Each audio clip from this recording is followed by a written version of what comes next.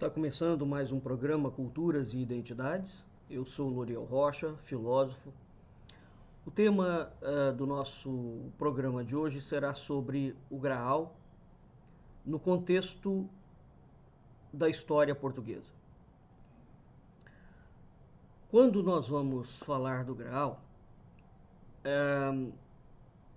que é uma matéria que suscita muitas indagações, muita curiosidade, muita dúvida, e é uma matéria muito estudada, internacionalmente falando. No Brasil nós temos alguns poucos estudos, sobretudo os estudos ligados ao pessoal da história da filosofia medieval, né? Nesse aspecto, aqui no Brasil, eu destaco especificamente o trabalho da professora doutora da Universidade Federal de Uberlândia, Ana Donardi, né? Ana Donardi é especialista na temática das matérias da Bretanha e nos ciclos do Graal, né? Bem, Almir de Campos Brunetti tem uma obra difícil de ser encontrada, a que eu comprei em Portugal. Essa obra foi lançada na década de 70. Ela é intitulada A Lenda do Graal no contexto heterodoxo do pensamento português. O Brunetti, nesta obra, ele afirma categoricamente que o tema do Graal será talvez um dos temas de maior repercussão dentro do campo literário português. E o Brunetti tem razão. É interessante porque no Brasil, quando nós falamos em Graal, né, via de regra, o Graal é sempre associado ou à França ou à Inglaterra. A Portugal, rarissimamente, essa temática é pensada, né? Existe um outro livro, em Portugal nós temos vários autores que tratam desse assunto. É um assunto denso, um assunto complexo, que foi tratado de uma forma também muito erudita por Sampaio Bruno na obra dele Plano de um Livro Fazer, Os Cavaleiros do Amor ou A Religião da Razão. Bem, essa obra foi lançada do Bruno na década de 90, tem uma edição também. Essa obra nós encontramos ela com mais facilidade, digamos assim. A do Brunetti realmente é muito difícil. Bem, quando nós vamos pensar em Portugal, a presença da Ordem do Templo, né, é algo muito marcante. E a historiografia brasileira não conecta a Ordem do Templo, portanto os Templários, com a coroa portuguesa. Embora não há como nós estudarmos a história de Portugal sem a presença da Ordem do Templo. Quando nós falamos em Ordem do Templo, nós os historiadores associam a Ordem do Templo às demandas do Graal, né? E aqui há autores portugueses que vão afirmar que uma das portas de entrada do Graal, da literatura do Graal em Portugal, será pela via da cavalaria monástica guerreira, portanto, pela via dos Templários, né?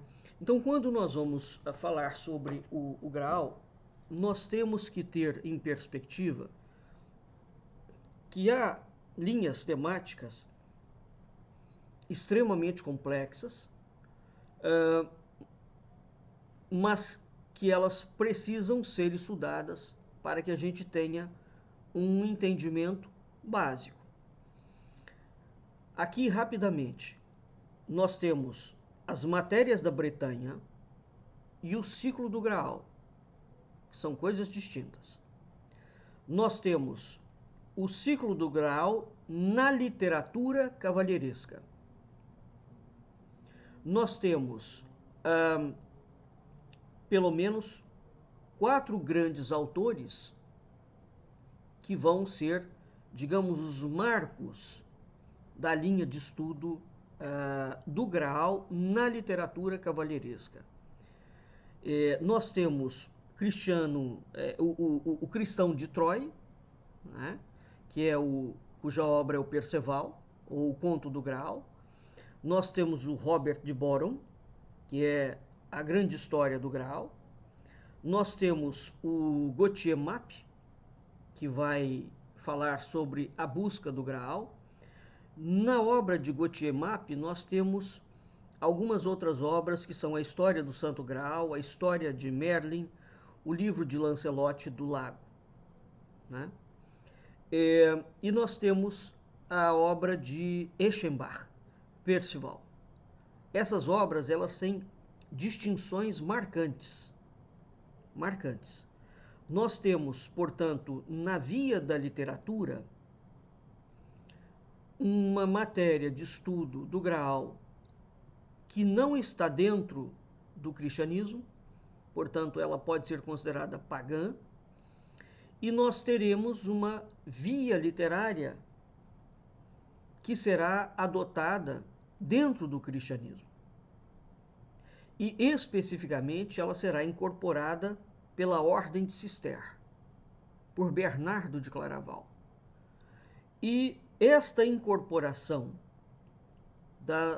do livro, das matérias ligadas ao Graal, por uma tradição cristã, vai influenciar, sobretudo, na modulação, ou na concepção, como queiram, da formação da ideia da ordem de cavalaria, dos templários. Porque quando nós pensamos uma ordem de cavalaria, um monge guerreiro,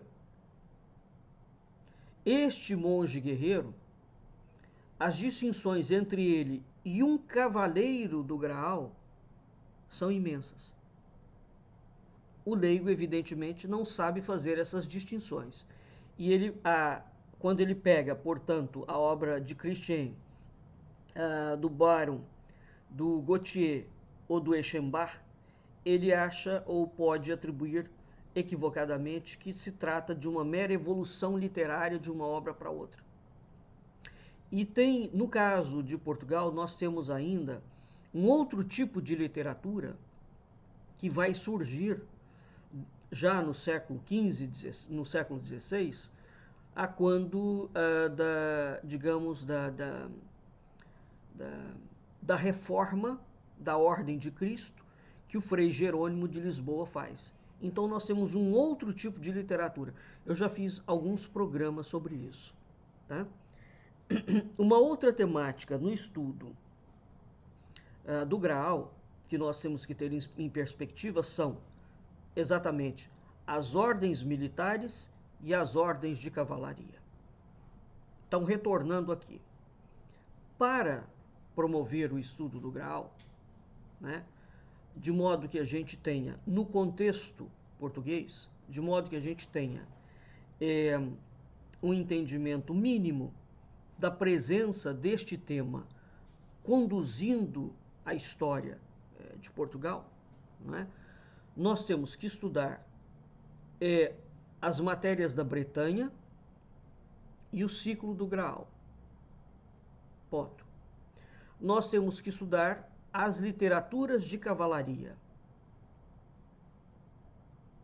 Nós temos que estudar as ordens militares e as ordens de cavalaria.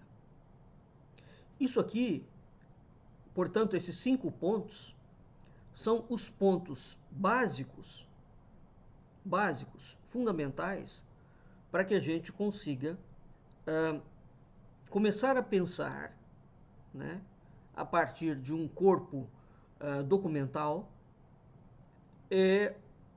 a razão da presença daquele tipo de literatura na história portuguesa.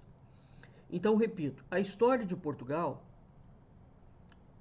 o ciclo, as matérias do Graal, né, e os ciclos de cavalaria são matérias importantíssimas. Não há como estudar a história de Portugal sem isso. E é interessante, não? Porque, via de regra, aqui no Brasil não se ensina sobre isso, né? Então eu vou voltar a falar rapidamente, eu vou começar de um ponto mais avançado, primeiro, para depois retornar. Eu vou falar dos 5 pontos, não em um único programa, evidentemente. Nós vamos ter mais de um programa em relação a isso. Eu vou começar hoje voltando a um assunto sobre o qual eu já havia feito um programa de rádio. Eu já não me lembro se foi no Culturas ou na República, aonde eu teço a distinção entre ordens militares e ordens de cavalaria. Os templários são uma ordem militar ou é uma ordem de cavalaria, por exemplo? A ordem de Cristo é uma ordem militar ou é uma ordem de cavalaria? O que é uma ordem militar e o que é uma ordem de cavalaria? Existe diferença real entre uma ordem militar e uma ordem de cavalaria? Bem, ela existe, claro que ela existe. Ora, eu indico, e o programa que eu fiz foi exatamente em cima de uma grande estudiosa em Portugal, que é a doutora Fernanda Olival, né, que é da Universidade de Évora, onde ela tem um artigo chamado Honra, Cavalarias e Ordens, Portugal, o século XVI a XVII, dos romances de cavalaria às práticas e das práticas aos textos. Bem, esta obra, este artigo da doutora Olival é um artigo muito sucinto e muito interessante, porque ela vai exatamente trazer, nesse âmbito do século XVI e século XVII, portanto, aquele período que eu falei para vocês, que depois que a Ordem de Cristo foi reformada pelo Frei Antônio de Lisboa, a Ordem de Cristo é a herdeira, a única herdeira e sucessora legítima dos Templários.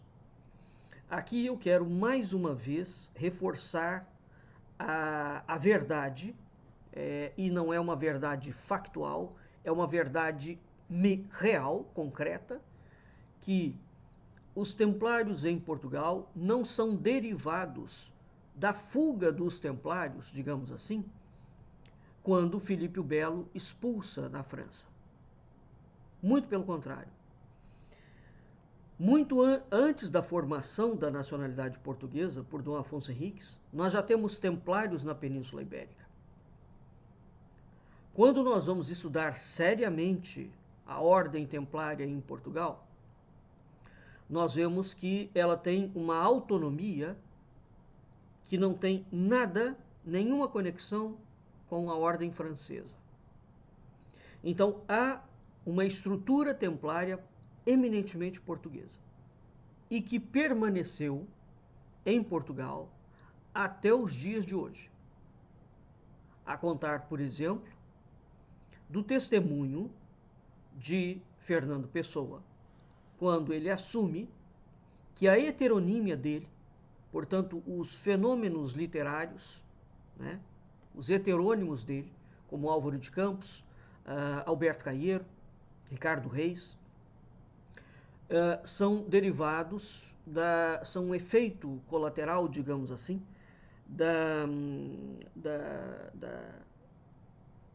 iniciação dele na Ordem do Templo de Portugal. Esta obra aqui, Fernando Pessoa, Hermetismo, Iniciação e Heteronímia, que o IMUB lançou, que nós lançamos em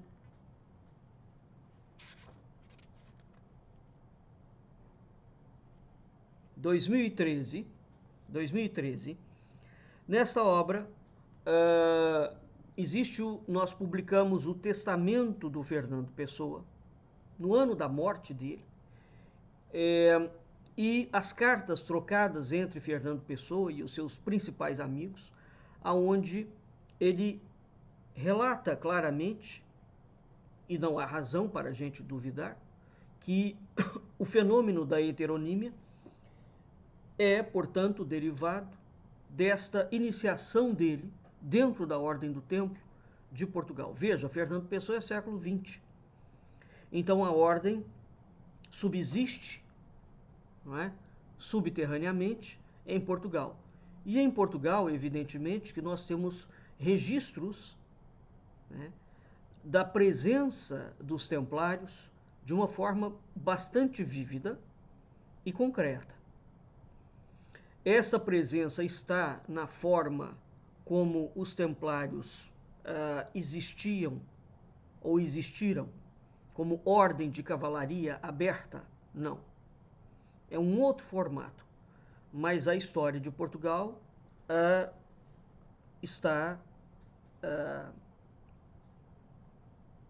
contém essa presença ainda hoje. Bem, isso aqui é irrelevante. O que importa saber aqui no curso histórico é o seguinte: nós temos uma presença templária em Portugal desde antes da nacionalidade portuguesa, estava na Península Ibérica. A Ordem do Templo em Portugal, ela tem duas sedes, Castro Marim e Tomar, não é? Então nós temos uma ordem interna e uma ordem externa, digamos assim.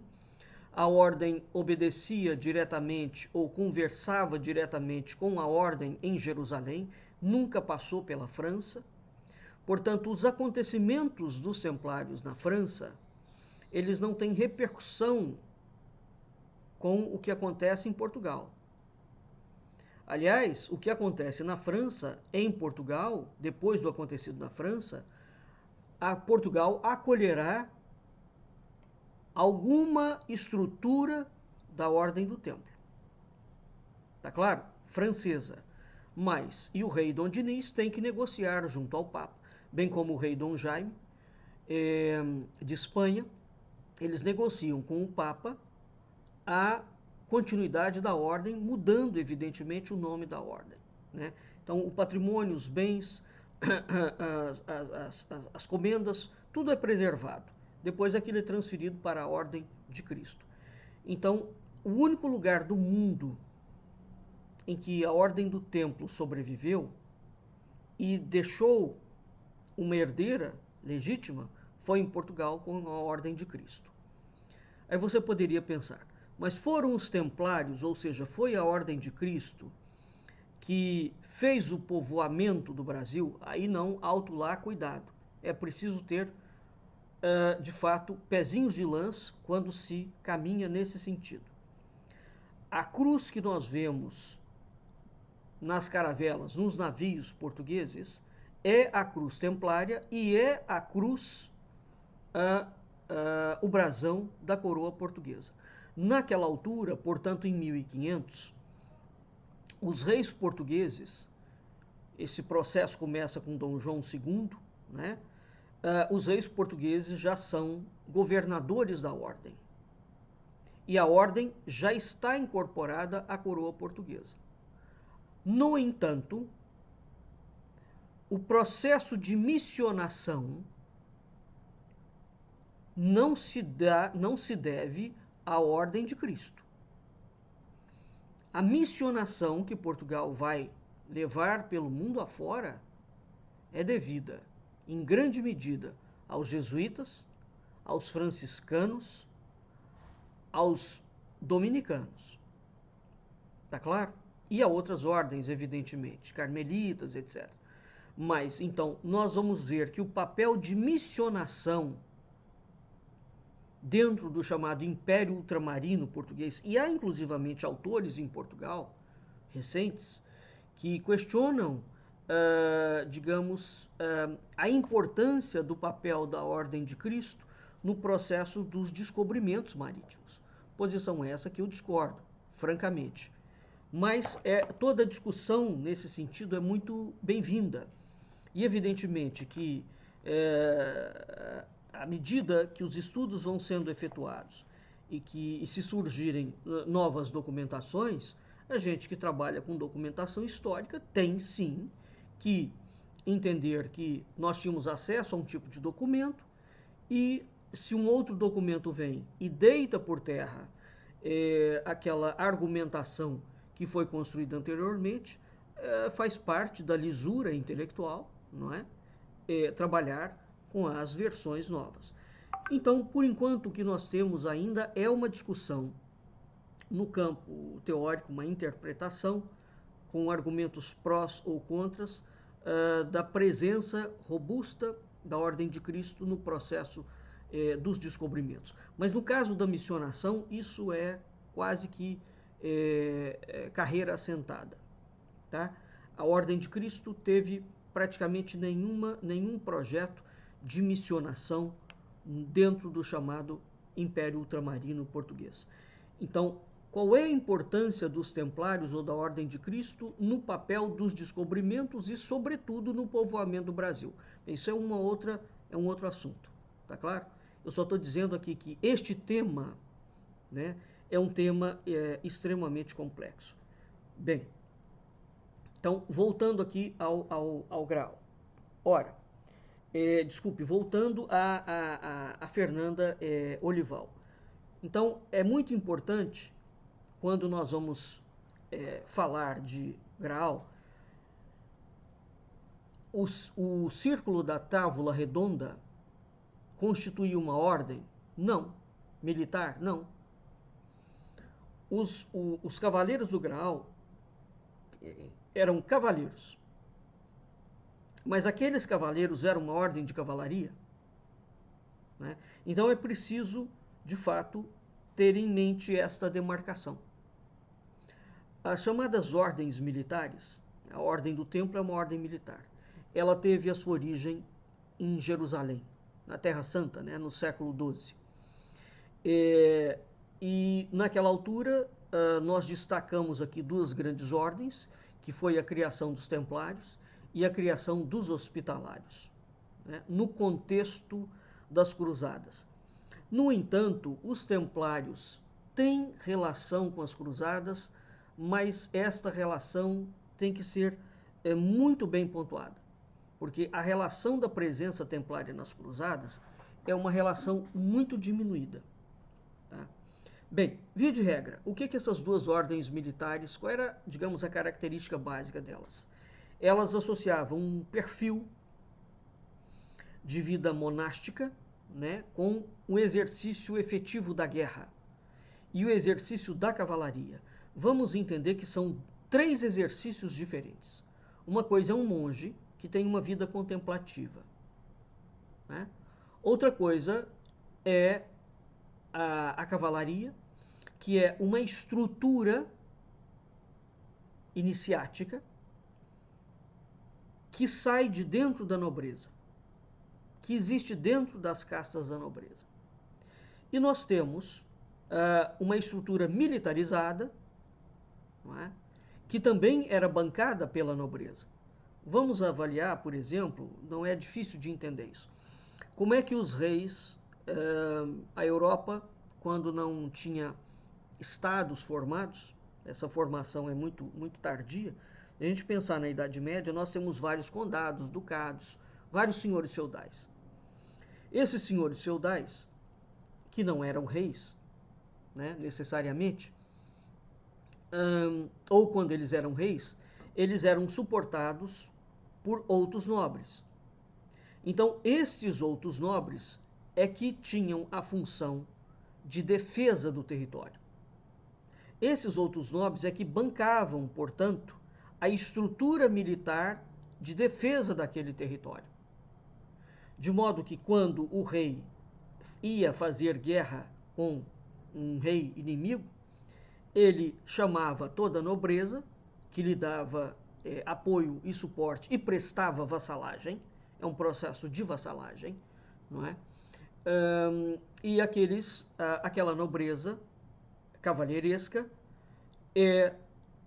que tinha todo o treinamento militar, formava a estrutura. Nós não tínhamos, portanto, exércitos como nós vamos ter no período recente da humanidade. Não existia a ideia de força armada, correto? Então, nós não temos a ideia de exército efetivamente no período medieval, tá?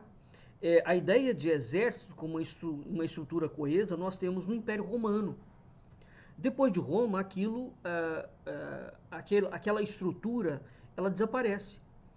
Então, o mundo medieval é um mundo onde a estrutura militar, a defesa, de armas, ela é feita pela nobreza. E essa defesa é dinástica. Tá claro? Então, os cargos principais eram dinásticos. Os cargos principais eram estruturas familiares.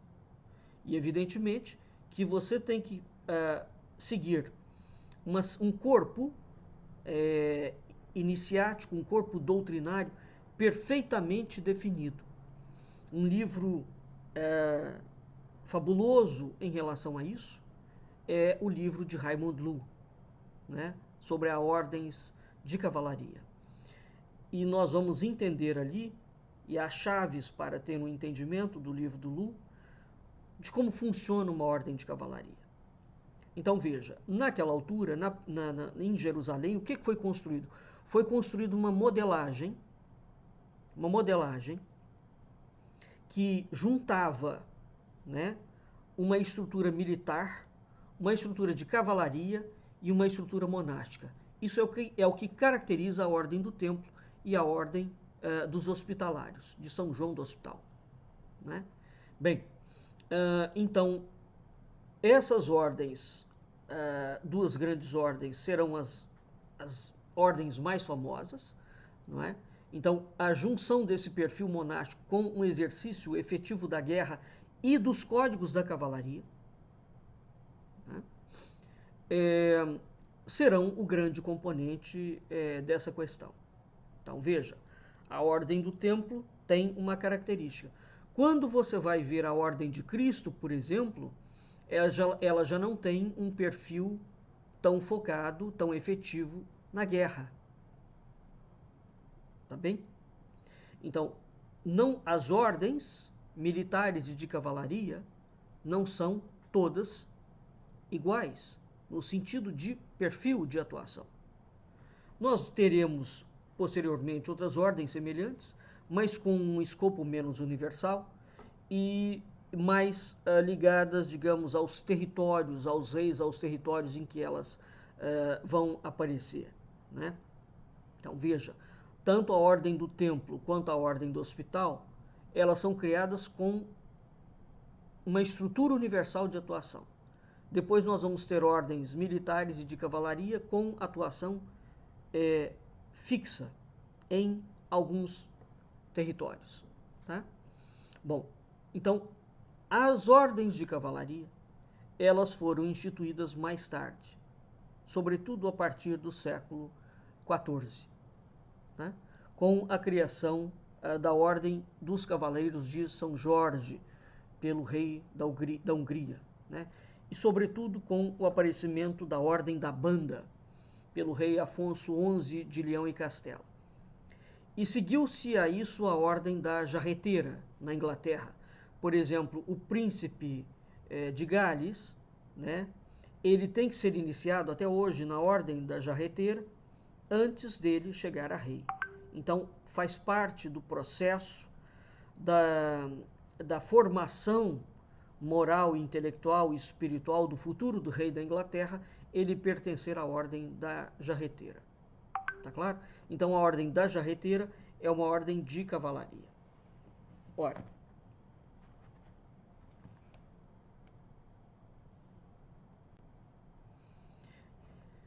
dessas ordens de cavalaria, nós temos uma graduação, uma hierarquia entre essas ordens. As ordens mais importantes são as ordens fundadas diretamente pelos reis. Por quê? Porque os reis, uma vez que a ordem foi fundada como a Ordem da Banda, né, por Afonso XI, uma vez que ela foi fundada pelo rei, tá claro? Ela não tinha mestre eleito entre os seus membros. O mestre era o rei. Então, essas ordens eram ordens destinadas a promover, né, e a recompensar os serviços feitos ao rei. Tá claro? Nós podemos encontrar esse rei muitas vezes sendo designado como mestre ou grão-mestre. Ao contrário das ordens militares, as ordens de cavalaria eram compostas por cavaleiros seculares. Ou seja, os cavaleiros seculares, eles não fazem os chamados 3 votos monásticos, que é o voto de pobreza, de obediência e de castidade. Muito embora, quando nós vamos ler Raimundo Lúlio, nós vemos que as ordens de cavalaria têm sim que ter os votos monásticos de pobreza, obediência e castidade. Mas a forma como esses votos, portanto, dentro das ordens militares e dentro das ordens de cavalaria, não é, serão tratados, portanto, a pobreza, a obediência e a castidade, existe uma interpretação distinta. Né? Seja como for, o Raimundo Lúlio fala sobre isso assertivamente, categoricamente, de uma forma lapidar. Já a Fernanda Olival, no texto dela, por exemplo, no artigo dela, ela vai dizer que as ordens militares não faziam votos monásticos. O Raimundo Lúlio fala que tem que fazer.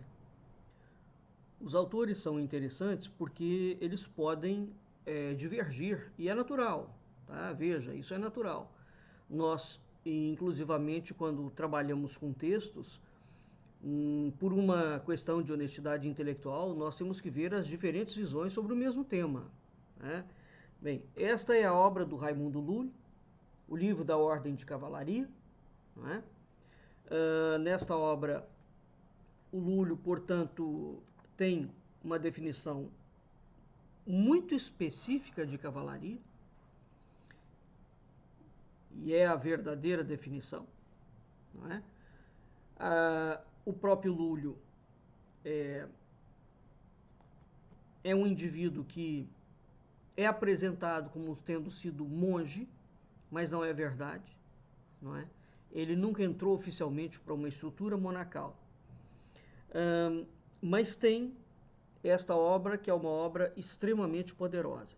Bem, então uma coisa é a visão do Lúlio, outra coisa é a visão da Fernanda Olival, que é uma acadêmica. Tá claro? Nestes assuntos, pessoal, vocês precisam sempre de ter uma flexibilidade mental muito intensa.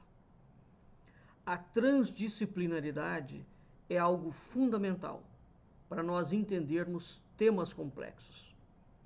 Evidentemente que nós não podemos sair pegando qualquer pessoa, mas nós temos que ter o entendimento da academia e nós temos que ter o entendimento de outras autoridades que estão fora da academia.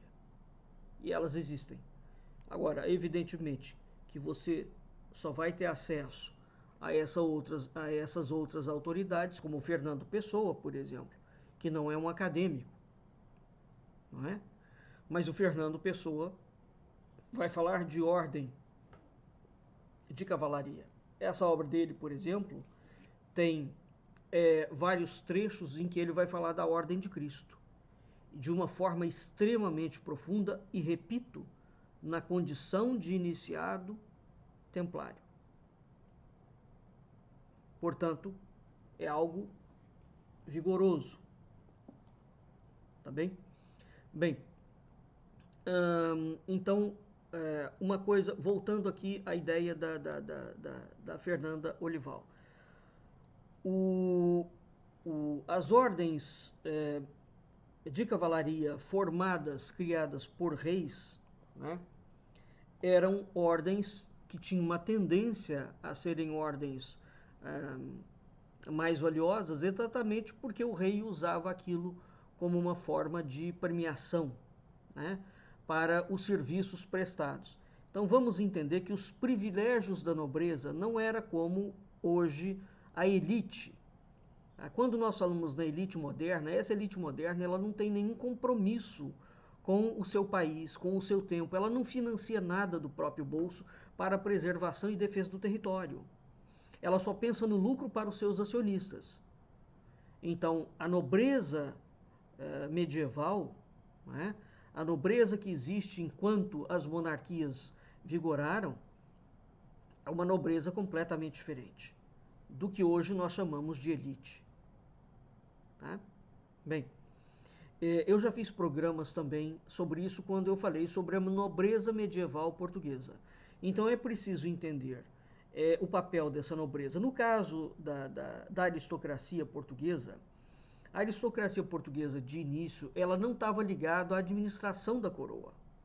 Eu fiz um programa sobre isso e conclamo para que vocês vejam, né, o programa voltado à nobreza medieval portuguesa. De um momento em diante, parte dessa aristocracia ela passa a se envolver nas questões da administração da coroa portuguesa. Então, quando nós falamos em ordem de cavalaria ou em cavaleiros, né, nos ducados, nos grão-ducados, nos viscondes, nos condes, nos barões, etc. Tal, e, inclusivamente, cada título desse, cada titulação nobiliárquica dessa, tem uma função diferente.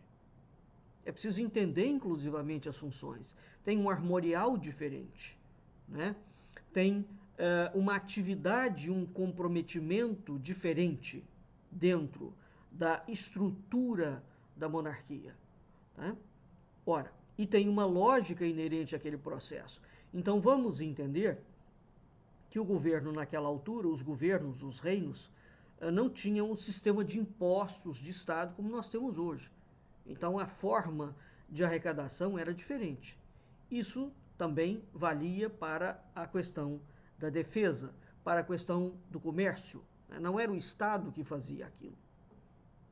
De modo que essa ideia do rei e da nobreza é uma ideia muito elástica, ao mesmo tempo ela é uma ideia extremamente complexa, porque envolve interesses difusos.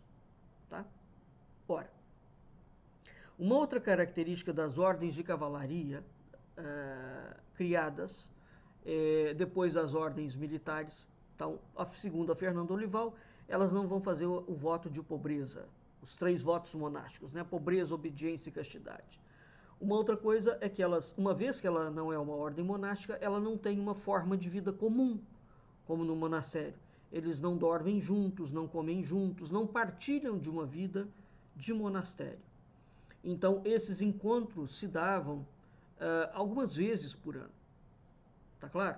Portanto, pertencer a uma ordem de cavalaria, né, era uma forma de você estreitar os laços de fidelidade dos seus membros e de reforçar o poder desses membros junto ao rei. Correto? Então perceba que a ordem de cavalaria, ela tem, sob a perspectiva da ótica acadêmica, não é? Uma função. Quando nós vamos ver a ordem de cavalaria sob a perspectiva de Raimundo Lu, ela tem um outro eixo de ordenação que está ligado à tradição.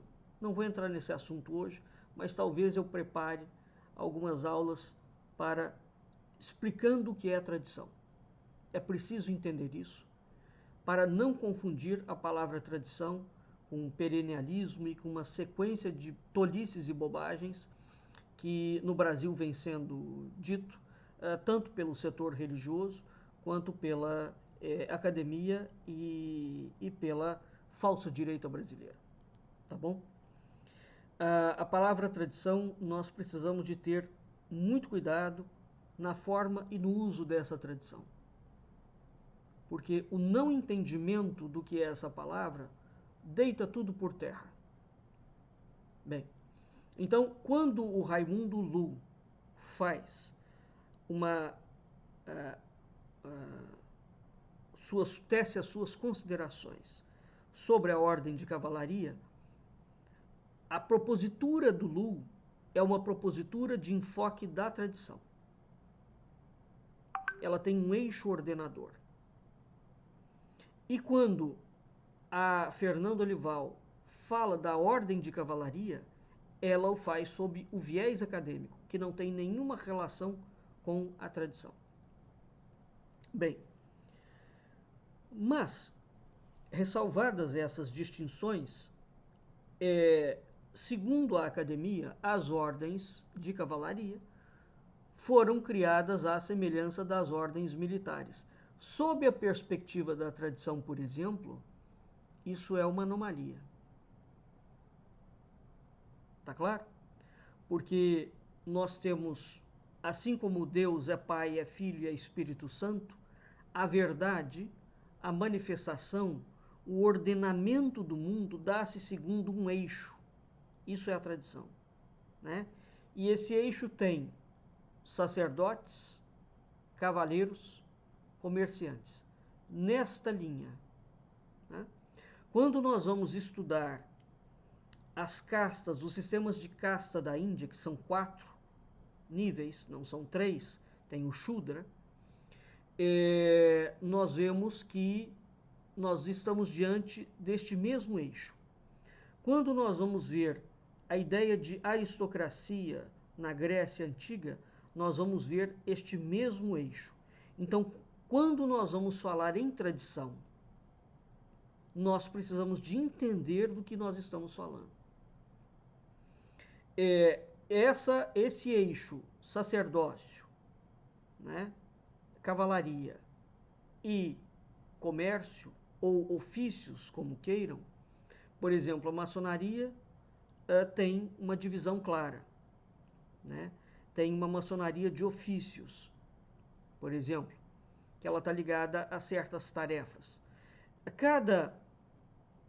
Esse posicionamento hierárquico, ele tem uma função, ele materializa um certo tipo de forma no mundo, e para o mundo, e dentro do mundo. Então, tome muito cuidado com a palavra tradição, porque quem não sabe o que é a tradição só fala tolice. Mesmo. Bem, então, sob a perspectiva do Raimundo Lu, uma ordem de cavalaria não pode ser extraída de uma ordem militar. Porque a ordem de cavalaria, ela está acima da ordem militar, né?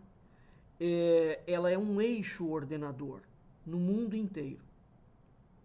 Então a ideia do guerreiro, ao contrário do que os indivíduos que não entendem rigorosamente nada, mas assim, nem uma pincelada básica do que vem a ser a tradição, com T maiúsculo. Esses indivíduos confundem a cavalaria, né, ou a arte da guerra, com uma arte, uma estrutura bélica, com um fazer mundano de luta. Não há nada mais idiota do que isso. Cavalaria não é isso. Tá bem? Ora, então, mas veja, sob a perspectiva da academia, as ordens de cavalaria foram criadas à imagem e semelhança das ordens militares. Em geral, claro, é uma ordem de cavalaria e os seus membros são designados como cavaleiros. E eles tinham insígnias, efetivamente, como as ordens militares, né?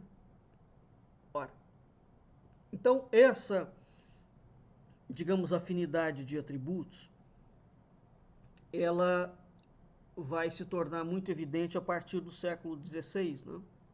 Designadamente com a criação da Ordem do Santo Espírito na França, por Henrique III.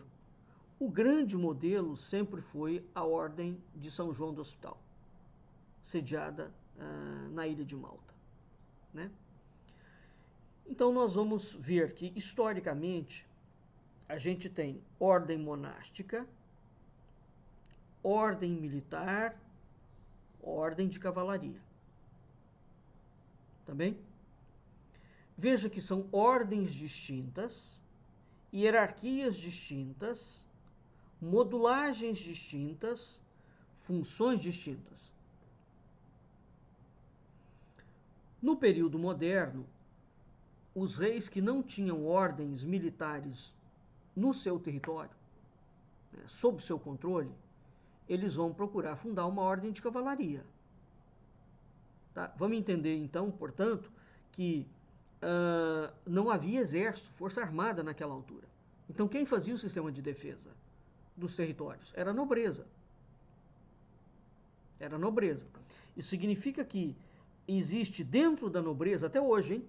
Dentro da nobreza até hoje, de uma certa casta de nobreza, de uma certa aristocracia, os fundamentos de uma arte de cavalaria, de uma arte militar profunda. E foi exatamente a partir desta lógica que nós tivemos a infusão e a criação que partiu de uma aristocracia para a grande modulagem dos exércitos modernos. Correto? Então, de onde veio esse conhecimento para a criação dos exércitos? Quem treinou? Quando nós vamos ler, por exemplo, Ramon Blanco, é um dos autores que fala que quando Martim Afonso de Souza veio para o Brasil, e o deslocamento do Martim Afonso e alguns deslocamentos as entradas e bandeiras, por exemplo, são, muito pouca gente fala isso, estruturas militares. Aquilo ali não é um bando de aloprado civil caminhando abestadamente pelo território brasileiro. As entradas e as bandeiras, uma era da coroa, outra era privada. Entrada e bandeira não designa a mesma coisa. Tá claro? Um é da coroa e a outra é privada. As entradas e as bandeiras eram estruturas militares em deslocamento. Esse é um primeiro ponto. Você fala, mas de onde havia, portanto, saiu este treinamento militar? Saiu sempre dessas casas aristocráticas. Tá bom? Então a história, gente, ela é muito diferente do que os bancos escolares nos contam. E, por outro lado, ela é muito mais fascinante. Então, os reis, quando eles não tinham ordens militares para a defesa do seu território, eles vão fundar ordens de cavalaria. Mas veja, não é o rei que detém nem o cavalo, né? Se você pensar que o cavalo era o armamento de guerra, né? Porque o cavaleiro, toda a armadura e a armação de um cavaleiro tinha um custo extremamente elevado. Imagina um conde que tinha 2.000 cavaleiros ao serviço dele. Era um homem muito rico. E cada cavaleiro ele tinha que bancar a sua própria vestimenta, digamos assim, não é? E tudo tem um símbolo. Tudo. Você tem uma cavalaria do corpo, uma cavalaria da alma e uma cavalaria do espírito, né? Então, a estrutura, a trimembração dessa estrutura, assim como Deus é Pai, é Filho e é Espírito Santo, então, quando nós pensamos em tradição, a tradição, ela segue uma ordem e um eixo numérico perfeitamente definido. Quem não sabe o que é a tradição, não sabe encontrar o eixo e nem tampouco os números. Vamos entender que os números aqui num sentido pitagórico. Os números como qualidades e não os números como quantidades. Mário Ferreira dos Santos tem uma obra muito importante em relação a isso, né? A qualidade dos números. Bem, então Deus é Pai, é Filho e é Espírito Santo, é a Santíssima Trindade. Toda a estrutura da tradição, ela está fundada e funciona em cima de uma trindade. Ok? Bem,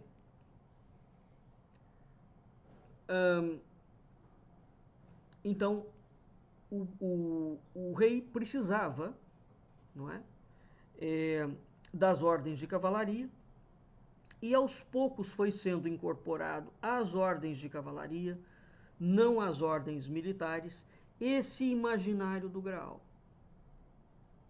não é? Portanto, o imaginário de uma demanda, o imaginário de que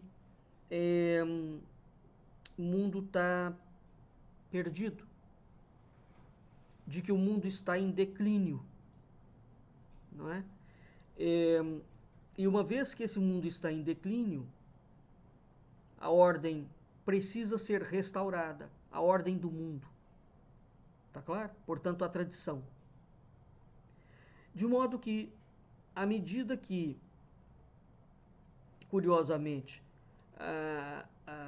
as ordens monásticas e militares vão sendo absorvidas pelas monarquias, sobretudo pela monarquia portuguesa, não é?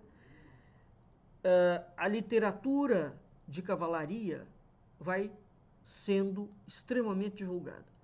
E repito, a importância do entendimento da literatura de cavalaria é que ela é uma literatura, digamos, apócrifa, é uma literatura, como no caso das matérias do Graal, né? Qual é o cerne dessa literatura? Exatamente esse que eu acabei de falar para vocês. O mundo entrou em decadência. Né? Então a busca do Graal reside exatamente nisto. De modo que nós podemos perguntar, o Graal é um objeto material? Napoleão achava que era, procurou na Europa inteira, e Hitler também achava que era. Não importa, não é? O que importa é entender que a ordem do mundo está em decadência. Ela foi rompida. Isso significa que o eixo, a tradição, com os seus eixos ordenadores, foram destruídos. E o mundo entra em caos, portanto, porque a matéria, por essência, é caótica, essa é a definição, não é? Matéria em grego não significa coisa concreta. Matéria em grego é hyle, né? Hyle é potência de divisão. Portanto, é aquilo que cresce indefinidamente. Tá bem? Então, o mundo entra em caos exatamente porque a matéria vai adquirindo, ela tem uma força entrópica. Quando você não tem um eixo ordenador, quando se perdem esses referenciais axiológicos, quando se perde esse onfalos, né, esse umbigo do mundo, quando se perde o eixo da ordem do cosmos, do céu, da terra, o eixo divino, quando ele é destruído, na estrutura social, o mundo entra em entropia. Ele se autodestrói. Aí é preciso, portanto, donde as matérias do Graal. É preciso, portanto, sair em demanda do Graal para reencontrar o eixo. Né? Que na demanda do Graal está dentro do castelo do rei pescador. Anfortas. Lancelot é culpado, como Galahad, né, que são personagens distintos em autores distintos, mas são o cavaleiro predestinado, ambos. Né? Enquanto Arthur está definhando, portanto, o reino de Arthur, nós temos Lancelot e Galahad, né? À procura da demanda do Graal. Eles chegam ao castelo, mas eles não fazem a pergunta que precisa ser feita. Então, teoricamente, eles chegam ao lugar da tradição, onde está o Graal. Mas por uma incorreção, eles saem, perdem o contato e depois saem de novo ao mundo e conseguem retornar, não é? Novamente. Enfim, então é interessante nós termos em perspectiva, é por isso que eu comecei nessa aula, por esta última etapa, para que vocês entendam, tá certo? A lógica que eu vou seguir, né? Então, à medida que na coroa portuguesa, na historiografia portuguesa, nós temos no início da formação da nacionalidade portuguesa, uma ordem criada na Palestina, militar e monástica. Depois nós temos uma outra ordem, que já tem uma outra destinação enquanto missão dentro da coroa portuguesa, que é a Ordem de Cristo. E depois nós temos o surgimento das ordens de cavalaria, e nessas ordens de cavalaria nós já temos os processos dos descobrimentos, o chamado Império Ultramarino já estava em andamento. O mundo claramente já tinha mudado, já estava entrando dentro de uma outra geopolítica. Grandes debates no período do Renascimento já haviam sido feitos, né? Nós já temos a presença protestante, a presença anglicana, futuramente a presença evangélica. Então a gente já tem um questionamento do papel de Roma, da Igreja Católica Romana, né? A Igreja do Oriente, ortodoxa, com uma outra formulação, e esses temas, portanto, de um mundo evadido dos ideais do espírito, um mundo que já se abre para um outro contexto geopolítico bastante diferenciado, mas já ali o Graal apontando a uma decadência. Ao mesmo tempo, dentro da história de Portugal, nós temos, caminhando paralelamente em termos de literatura, a literatura do abade calabres Joaquim de Fiore, não é? Que fala do advento do Quinto Império, do advento, da terceira idade do mundo, né? Da era do Espírito Santo. Ora, a era do Espírito Santo é exatamente o retorno do eixo ordenador.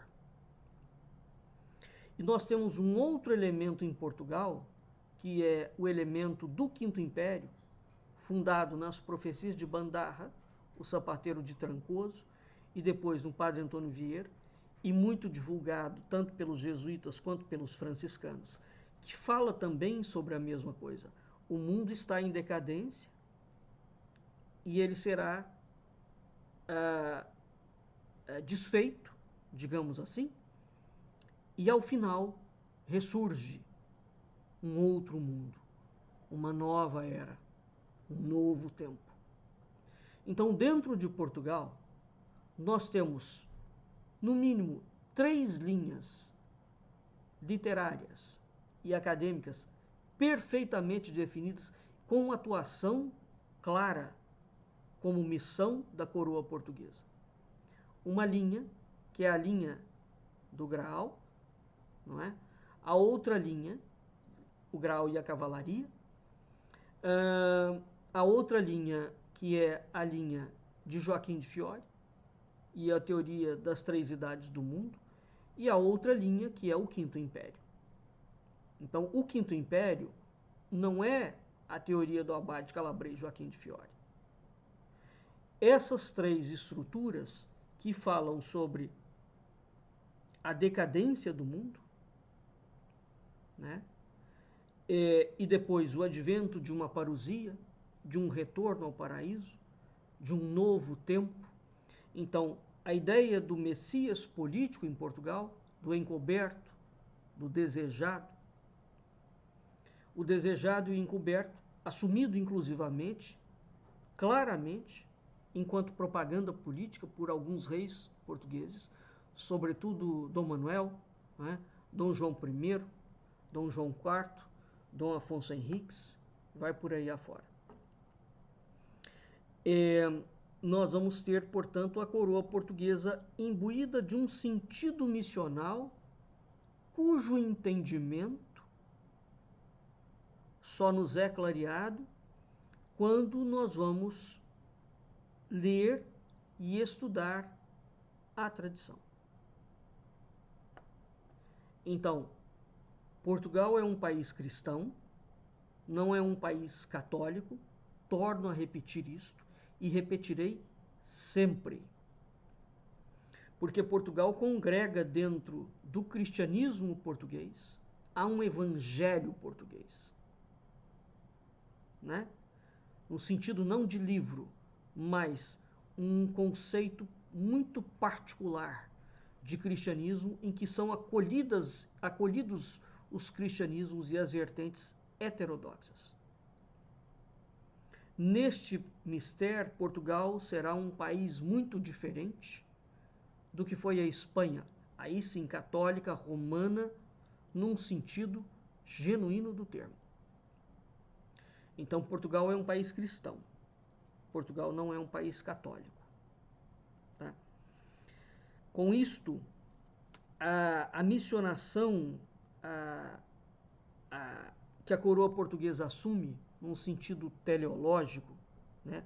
Uma missão divina, uma missão espiritual, uma missão restauracionista do mundo, onde o mundo novo que há de vir não é um mundo político, ele é um mundo do espírito.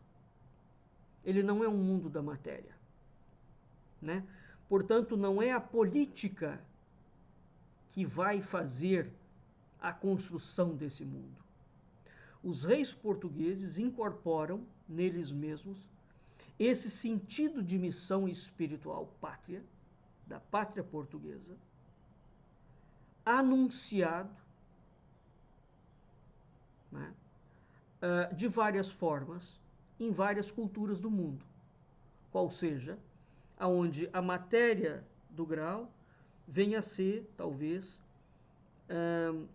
as maiores matérias de literatura que vão falar claramente sobre a tradição, o mundo que está em decadência quando ele se perde da tradição, quando ele arrebenta o eixo que norteia o mundo, o eixo divino, e a necessidade de reencontrar a tradição para fazer renascer um novo tempo. Isto é Portugal.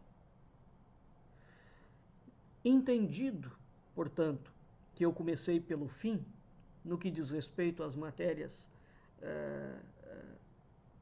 desses estudos, nós vamos, nos próximos programas, voltar, portanto, eu vou fazer uma breve distinção entre esses 4 grandes autores dos livros do Graal, do ciclo do Graal, e depois vamos ver um pouco a presença literária do Graal dentro da história e da literatura portuguesa. E evidentemente que o Brasil, como sendo um país construído por Portugal, toda a missionação portuguesa assumida transfere-se para o Brasil. Vamos ficando por aqui e até o nosso próximo encontro.